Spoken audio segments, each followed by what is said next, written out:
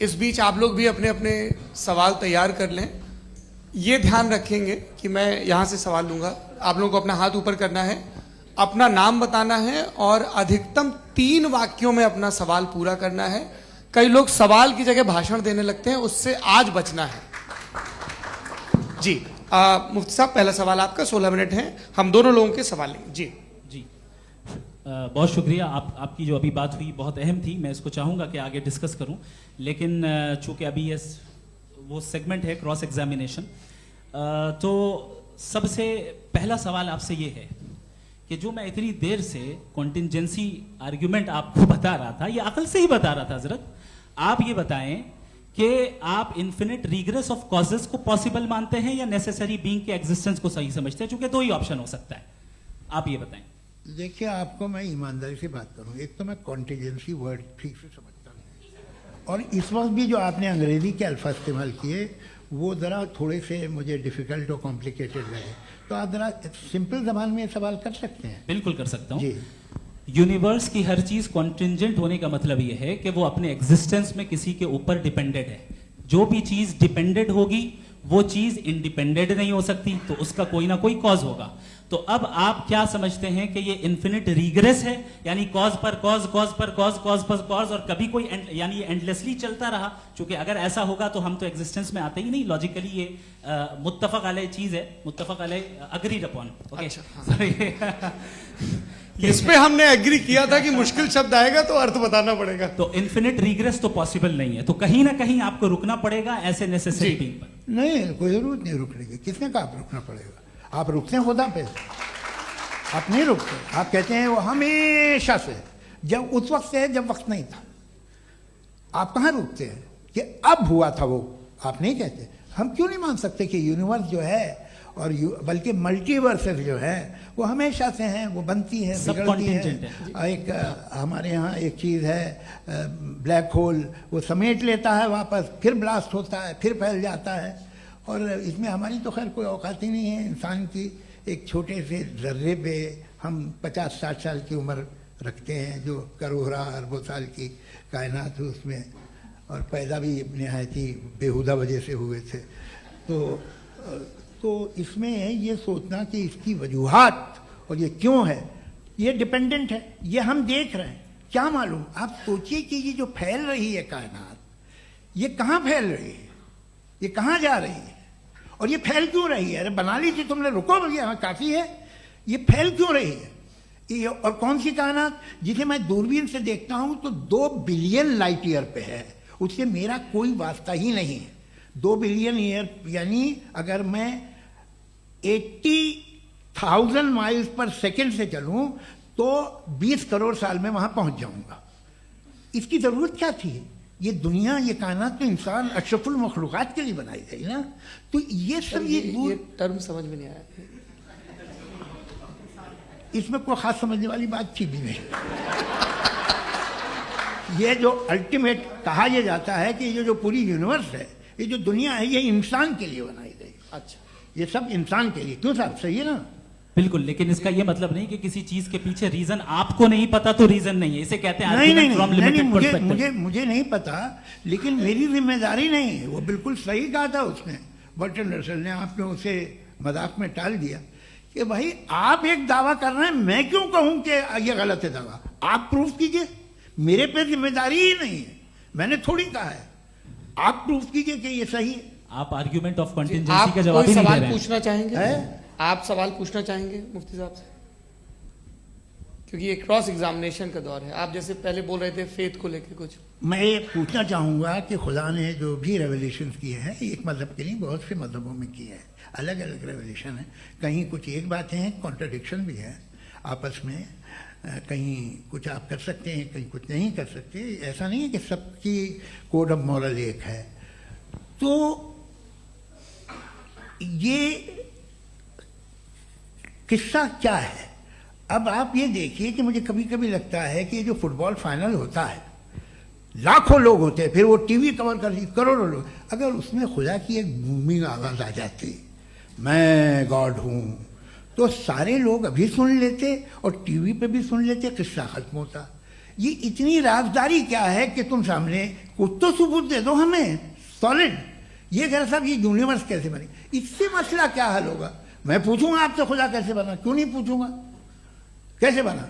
बल्कि वो तो कायनात से कहीं ज़्यादा इंटेलिजेंट है, कायनात से कहीं ज़्यादा कॉम्प्लेक्स। जी वो हमेशा से है, अरे आप कहेंगे मैं मान लूँगा।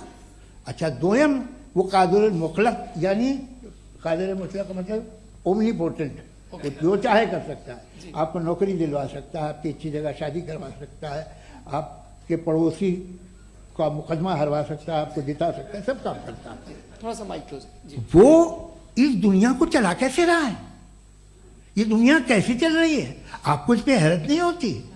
या क़यामत के बाद कभी एक जस्टिस होगा, जब ये बच्चा मर चुका होगा जिसकी धज्जियाँ उड़ गई बम से, इसको इंसाफ मिलेगा तब। अच्छा अब जवाब दूं? हाँ जी जी। मैं वही इसीलिए आप ही की तरफ। सबसे पहले आपने रेवलेशन और स्क्रिप्चर्स की बात की, इस पे मैं बात कर सकता हूं लेकिन आज नहीं करूंगा चूंकि वक्त कम है, कभी और इस पे डिस्कस करेंगे। मैं तैयार हूं उस पे भी बात करने के लिए। ये क्योंकि अभी हमारा से topic- राउंड 2 की भूमिका तय हो रही है। डज गॉड एग्जिस्ट राउंड 2 जी। चूंकि आज गॉड के एग्जिस्टेंस पे बात है तो मैं उसी के रिलेटेड जो है आपके सवालात को एंटरटेन भी करूंगा और मैं भी पूछूंगा। आपने कहा कि आपने साबित ही नहीं किया, जबकि आर्ग्यूमेंट ऑफ कॉन्टिजेंसी बुनियादी आर्ग्यूमेंट है। आप मुझे कॉन्टिजेंसी का मतलब बताइए, आपका मतलब क्या कॉन्टिजेंसी? कॉन्टिजेंसी का मतलब यह हुआ कि हर वो वजूद जो किसी भी चीज का पाबंद है, हर वो वजूद या हर वो चीज जो अपने एग्जिस्टेंस में किसी भी चीज के पाबंद है और उससे बाउंड है, उसको उसकी जरूरत है, उस पर डिपेंड करती है, तो जाहिर सी बात है कि उसका कोई ना कोई कॉज होता है। ये तो अक्ल की बात है, ये आप रीजनिंग की बात करते हैं, मैं वही कर रहा हूं। दूसरी चीज आपने ये बात कही कि इतने बिलियन लाइट ईयर्स दूर है, उसका मेरा क्या लेना देना। फिर मेरे ख्याल से आपको ये नहीं कहना चाहिए I think therefore I am an atheist. आपको सोचना चाहिए, सिर्फ आप एक लिमिटेड दायरे में रहकर नहीं सोचें बल्कि बाहर निकलकर सोचें। आपने तीसरा सवाल किया, आपने सर, 2-3 सवाल एक साथ किए। ऐसी बातें ना कीजिए, कुत्तों को इतराज हो जाएगा आप पे कि आप कुछ भी सोचिए, ये इजाजत आपको है नहीं, मुझे है।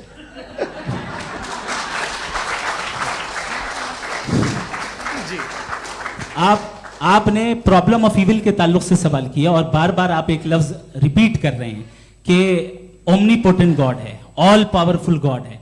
यही तो दरअसल समझना है कि गॉड का कॉन्सेप्ट क्या है। प्रॉब्लम ऑफ इविल जो है, प्रॉब्लम ऑफ इविल दर हकीकत 2 असम्पशंस पर कायम है। अगर आप इन 2 असम्पशंस को समझ जाएं तो ये प्रॉब्लम नहीं रहेगी, आर्ग्यूमेंट आपको समझ में आ जाएगी कि ये कोलैप्स कर जाता है। पॉइंट नंबर 1, यानी जो आपका सबसे पहला फॉल्स असम्पशन है कि गॉड मर्सीफुल है, ओमनीपोटेंट है, दुनिया में जुल्म हो रहा है। लेकिन आपको यह समझना चाहिए कि हमारे वर्ल्ड व्यू के मुताबिक गॉड सिर्फ ओमनीपोटेंट और सिर्फ मर्सीफुल नहीं है, बल्कि वो ऑल वाइज भी है और वो ऑल नोइंग भी है। उसके हर काम के पीछे हिकमत और विजडम है। ये कोई जरूरी नहीं है कि वो हिकमत और विजडम आपको समझ में आए या मुझे समझ में आए। अगर आप जो समझ रहे हैं उसके मुताबिक आप फैसला कर रहे हैं, ये लिमिटेड पर्सपेक्टिव से आर्ग्यूमेंट है। और इस चीज को हम अपनी दुनिया में, अपने लाइफ में, डेली लाइफ में इस प्रिंसिपल को एक्सेप्ट करते हैं। हम जब किसी डॉक्टर के पास जाते हैं, डॉक्टर के पास जाकर वो अगर उसने हमें कोई दवाई दी है तो हम ये तो नहीं कहते कि जब तक आपके पास जितना नॉलेज और जितना विजडम नहीं है, आपने क्यों ये दवाई दी है, तब तक हम इस चीज को एक्सेप्ट नहीं करेंगे। नहीं कहते, हम उसकी अथॉरिटी को तस्लीम करते हैं। क्यों? क्योंकि उसकी हम जानते हैं कि वो नॉलेजेबल है, वो विजडम वाला है, हमसे ज्यादा नॉलेज और हमसे ज्यादा विजडम है। बताएं सर। नहीं, डॉक्टर में और खुदा में बड़ा डिफरेंस है। डॉक्टर पढ़ा लिखा होता है एक, तो मैं उसकी बात सुनूंगा। दोयम ये नहीं, कुछ जवाब तो ये भी नहीं है सर प्लीज, आप अगर सब ऑडियंस से बोलने लगेंगे तो फिर मतलब नहीं सिविलाइज्ड बहस का। मतलब आप ये कहें कि चूंकि आप डॉक्टर पे बिलीव करते हैं इसलिए खुदा पे बिलीव किए, क्या ये मिसाल आपको समझाने के लिए आर्गुमेंट है, इस पे आपको एतराज नहीं है। तो सिंपल बात ये है कि मैं अगर ये यकीन कर लूँ कि एक ओमनीपोटेंट, उसकी मसलहत है, ये जो बच्चे मर रहे हैं ये मसलहत है उसकी, मुझे नहीं चाहिए इसकी मसलहत। उसकी मसलहत नहीं, यही तो समझना है, मतलब एक्सपीरियंस। अच्छा, इस आपने अभी मेरी बात पूरी सुनी नहीं। मैंने कहा आपका पूरा आर्ग्यूमेंट 2 फॉल्स असम्पशंस पर है। एक फॉल्स असम्पशन मैंने बता दिया, दूसरा फॉल्स असम्पशन ये है कि इस दुनिया में इविल के होने का कोई गुड रीजन नहीं है। जबकि हमारे पास बाज रीजंस मौजूद हैं, हमारे पास बाज वजूहात मौजूद हैं। अगर इस दुनिया में इविल ना हो तो आप गुड को डिफाइन कैसे करेंगे? अगर जुल्म ना हो आप इंसाफ को समझेंगे कैसे? अगर तारीकी ना हो तो आप लाइट को समझेंगे कैसे? बहुत अच्छे। अभी और सुन लें, अभी और बाकी है। ये तो बात बहुत पसंद आई साहब मुझे, कि जब तक रेप ना हो तब तक औरतों की इज्जत का ख्याल आपने मेरा जवाब पूरा सुना ही नहीं। जब तक के बच्चों का कत्ल ना किया जाए तब तक आपको बच्चों की मासूमियत की इज्जत है। आपने पूरा जवाब सुना ही नहीं। क्या बात है, क्या आपने नुक्ता निकाला? आपने पूरा जवाब सुना ही नहीं। आप सुन लें, मेरी बात सुन लें। ये मैंने आपको एक चीज बताई। दूसरी चीज, इस दुनिया में हम आए हैं टेस्ट के लिए, हमारा टेस्ट हो रहा है और हर इंसान का अलग अलग अंदाज में टेस्ट होता है। और इस दुनिया में अगर इविल मौजूद है तो वो इविल जरिया है हमारे अंदर ह्यूमन नोबल क्वालिटीज को डेवलप करने का और अलग अलग फील्ड में प्रोग्रेस करने का। और अगर हमारे अंदर और इस दुनिया में इविल नहीं होता तो बताइए टेस्ट का मतलब क्या होता? अगर मैं अपने स्टूडेंट को एमसीक्यूज दूं और उसमें सिर्फ राइट आंसर लिख कर दे दूं और कहूं तुम्हारा टेस्ट हो गया, ये मीनिंगलेस है। इस दुनिया में अगर हम टेस्ट के लिए आए हैं तो जाहिर है गुड एंड इविल दोनों मौजूद है। बताइए। तो अगर गुड एंड इविल दोनों मौजूद है तो ये इविल भी खुदा का बनाया हुआ है? जी हाँ, खुदा का बनाया हुआ है। लेकिन अच्छा, चलो अच्छी बात। जी बिल्कुल, तो बिल्कुल खुदा ने बनाया। अभी तो ये है कि जो मेजॉरिटी है दुनिया में वो इविल है, तो ये खुदा एक्चुअली इविल के साइड पे लग रहा है मुझे। बिल्कुल भी नहीं, मैं बताता हूं। मेजॉरिटी में तो वो है। क्या बात कर रहे हैं भाई आप? कोई भी जो मुंसिफ होगा, चाहे आपका अपना घर हो जिसके आप सबसे बड़े हैं, चाहे आपकी ऑर्गेनाइजेशन हो जो आप चलाते हैं, वहां पर आप इविल रखेंगे साबित करने को कि बाकी लोग शरीफ हैं? मेरी बात सुनिए। क्या ये आर्ग्यूमेंट ही गलत है? अगर कि जब तक के कोई इविल नहीं होगा तब तक के शरीफ आदमी शरीफ नहीं लगेगा। अगर एग्जामिनर गलत ऑप्शन दे रहा है तो एग्जामिनर इविल नहीं हो गया। जो गलत ऑप्शन को सेलेक्ट कर रहा है वो फेल होगा। क्रिएटर ने इविल को बनाया है लेकिन वो इविल नहीं है। अच्छा सुनिए मेरी बात, हाँ। Let me complete sir. जी जी। क्रिएटर ने इविल को बनाया है टेस्ट के लिए, वो इविल नहीं है। इविल वो होगा जो उसे इख्तियार करेगा। छुरी को बनाने वाला गलत नहीं होता है, छुरी का गलत इस्तेमाल करने वाला गलत होता है। रेप को कैसे गलत इस्तेमाल करते हैं? रेप इंसान के फ्री विल का नतीजा है। ये रेप कैसे गलत इस्तेमाल होता है? ये मुझे अब सुन लें, अब सुन लें। गलत इस्तेमाल होता है। हाँ मैं बता रहा हूँ ना, कैसे गलत मैं बता रहा हूँ कि जो इविल इस दुनिया में मौजूद है उसके कई सारे तरीके हैं। एक तरीका इंसान का अपना फ्री विल है। अब अगर कोई रेपिस्ट रेप कर रहा है तो इसका गॉड का कसूर नहीं है, वो अपने फ्री विल का गलत इस्तेमाल कर रहा है, उसको सजा मिलनी चाहिए। अच्छा। और उसी के लिए जहन्नम बनाई गई है। ये फ्री विल का भी बड़ा चक्कर।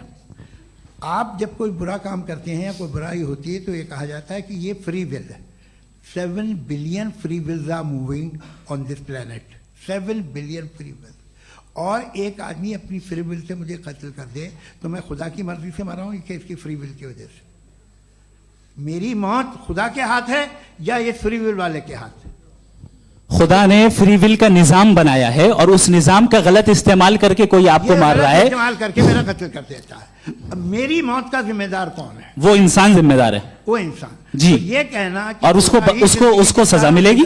तो अब आप आगे चलिए कि ये तय करना कि अल्लाह ही या खुदा, सॉरी अल्लाह ने, खुदा ही जिंदगी देता है, खुदा ही मौत देता है, ये गलत है।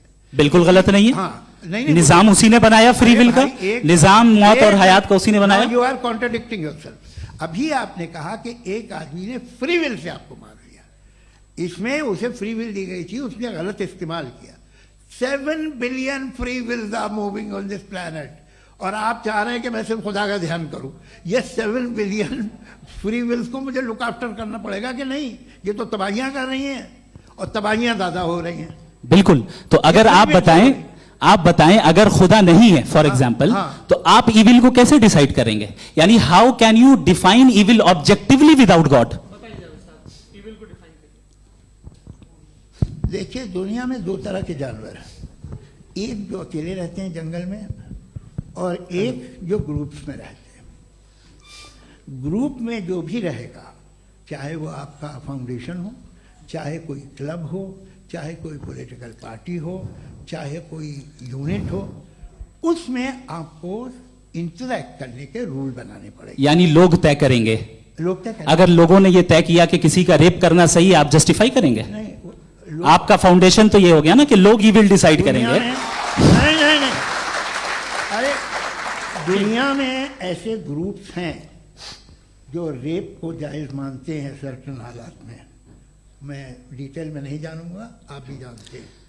ये जो आईसिस वाले थे इन्होंने क्या किया था, तो उन्होंने क्या किया उसका खुदा से कोई ताल्लुक नहीं है सर। मैंने सिंपल सवाल किया कि ईविल को आप डिफाइन करते चलिए, कैसे चलिए, हैं? आइए वापस आइए। जी, आप साथ में तभी रह सकते हैं जब कुछ आप ऐसे उसूल डेवलप करें जिसमें हर एक का बेसिक तहफ़्फ़ुज़, हर एक का बेसिक राइट हो और हर एक को कोई आराम मिले।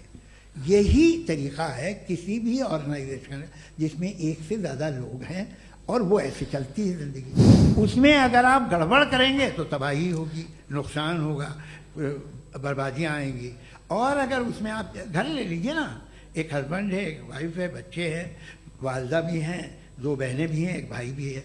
अब इसमें कोई निज़ाम आपको चाहिए साथ में रहने का, और एक दूसरे पे भरोसा रहे, एक दूसरे के बहीख्वाह हों, एक दूसरे की मदद करें, ऐसी जिंदगी। सर आपकी बात आ गई। आप ये कह रहे हैं कि लोग डिसाइड करेंगे क्या सही है क्या गलत है, यही है? मेजॉरिटी डिसाइड करेगी क्या सही है क्या गलत है? अरे भाई बिल्कुल।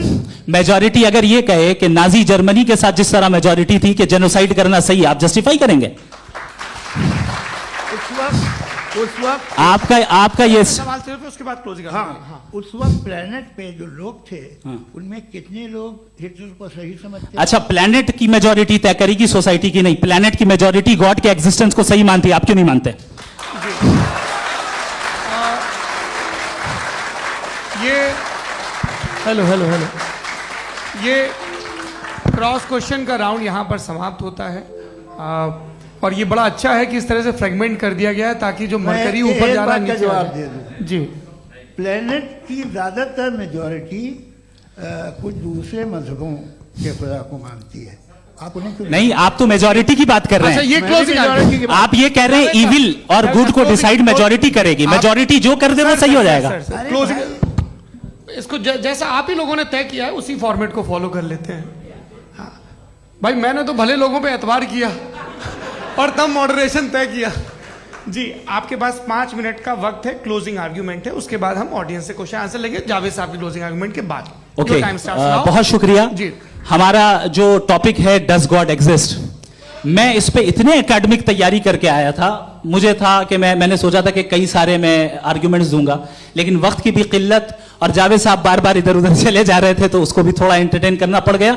डज गॉड एग्जिस्ट पे मैं एक ही आर्ग्यूमेंट दे पाया। आर्ग्यूमेंट्स बहुत हैं और डेफिनेटिव आर्ग्यूमेंट्स हैं, और मेरे आर्ग्यूमेंट को किसी एक राउंड में भी इन्होंने एंटरटेन नहीं किया और रेफ्यूट नहीं किया। एक राउंड में भी नहीं, एक राउंड में भी नहीं। कौन सा? और ना ही अभी आपका क्लोजिंग आर्ग्यूमेंट आएगा नहीं, वो उसमें। बता देना। Argument of contingency sir. अरे मैं आपसे कई बार कह चुका हूँ कंटीजेंसी का मतलब अब मैं कैसे समझाऊं प्लीज, आपको? और आपस में हाँ, आप और प्लीज, कितने प्लीज, आसानी से समझाऊं मैं? मुझे तो नहीं समझ में आ रहा है। बस आप अपनी- आर्ग्यूमेंट ऑफ कंटीजेंसी उर्दू में बोल सकते हैं। हाँ, आप अपनी बात पूरी कर लें जी। आखिरी 4 मिनट। दूसरी चीज, just a minute please ma'am, can I talk?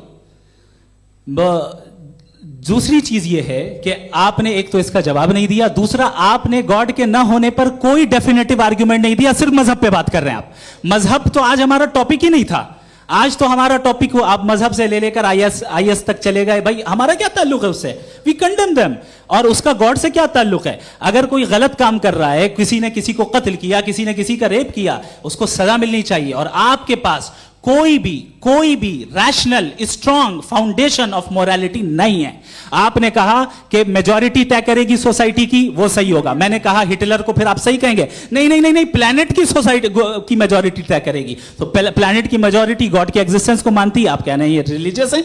तो यानी आपके पास कोई स्ट्रॉन्ग फाउंडेशन नहीं है ऑब्जेक्टिव मोरालिटी का। ऑब्जेक्टिव मोरालिटी का अगर कोई फाउंडेशन है तो वो सिर्फ गॉड है, गॉड है, गॉड है। Thank you.